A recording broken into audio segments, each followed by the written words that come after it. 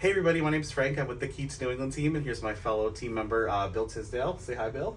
Hey, how's everybody doing? So we are here today to talk to you guys because we found that a lot of our clients have disconnects, or like they don't exactly understand the difference between an inspection and an appraisal. Mm-hmm. So we figured it was a good topic to kind of talk about.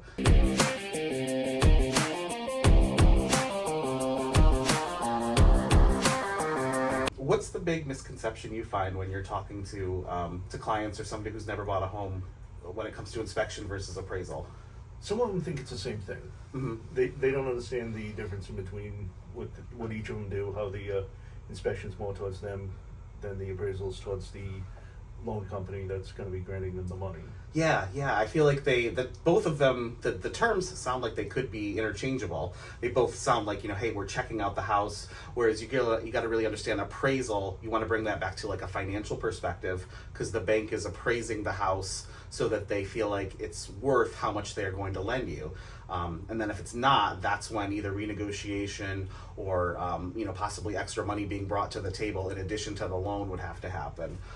Versus an inspection, which an inspection is what exactly, Bill? An inspection's when the home inspector will come in, he goes through everything in the house, he checks the wiring, the roofing, the water, make sure everything is up to par, Mm-hmm. and you're not going to have any issues with it or when you move in. And if there is issues, you know about it ahead of time, Mm-hmm. so that can help you negotiate your deal better with either getting the stuff repaired before you moved in, or maybe get a credit on the sale at the end, Mm-hmm. to help the value when you're going to be putting in your offer. Yeah, no, definitely. I mean, we always recommend here at the Key to New England team that all of our clients get a home inspection.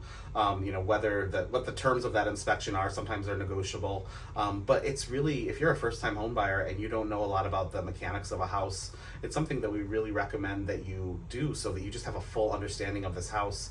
And there's a lot of times where big ticket items can be discovered during inspections. I know Exactly. that I've found some things where like there was a failed septic system, and that would have been something we wouldn't have found had we not done a septic inspection, and then that repair potentially could have ended up costing our clients out of their pocket after they closed, once the septic system really showed signs of failing. So it's a big way to protect your big investment there. But when it comes to an appraisal, like you said, it's basically the bank they want to make sure there's enough value there. So if you were to recommend to a client, the steps to getting like the inspection, like what would you say is the best way to do it? Or do you have certain inspectors that you like to work with? Yeah, I definitely have a list of inspectors that they can call, set up, see whoever works best for them, obviously, and Mm-hmm. and then go from there. Let them do their thing, and then when the results come back, see how it is. See if we gotta either ask them to repair something or Mm-hmm.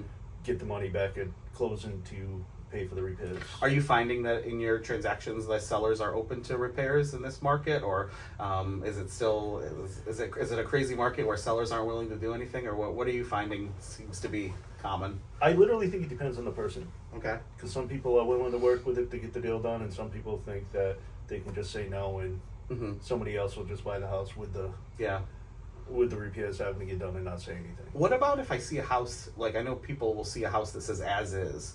How do you advise your client if you see something that says as is? Do you tell them that they can't do an inspection, or there's no point in doing an inspection, or what's your theory on that? Because I treat it a little differently, and I'm curious how you treat it. I would tell them still get the inspection. Obviously, they can't use anything they find to either get a discount on the price or Mm-hmm. try to get money back.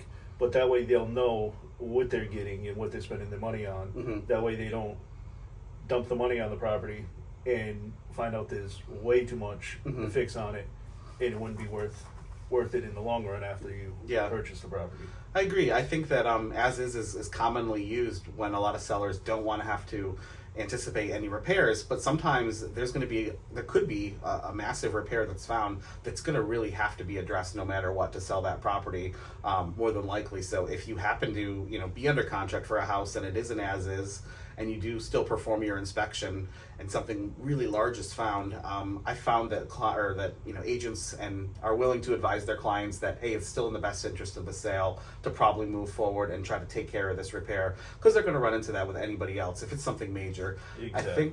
I think a lot of sellers just don't want buyers nitpicking little things, and I think like that's our job as agents, is to sort of advise, like what might be worth asking for versus what might be able to be fixed later.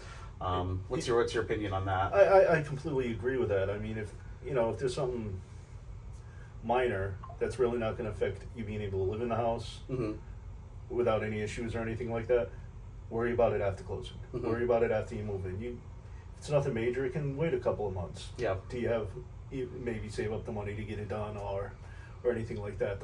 The minor things, really, they're minor for a reason. Yeah.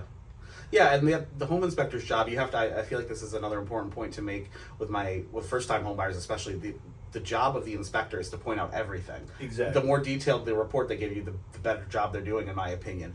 But that doesn't mean every single little thing needs to be addressed. A good home inspection company will, put categories, and you'll have a good understanding from that report of where the importance of each item falls, and how important it is that you take care of them in like what type of time frame. And I think those are the best types of home inspectors that we really like to work with, that provide a clear report with lots of pictures, and they cover the full, because there's more than just a home inspection. Obviously we know we can do things like radon, and we can do water testing. A lot of the more rural areas, you'll have to do like a well test, you'll have to do septic.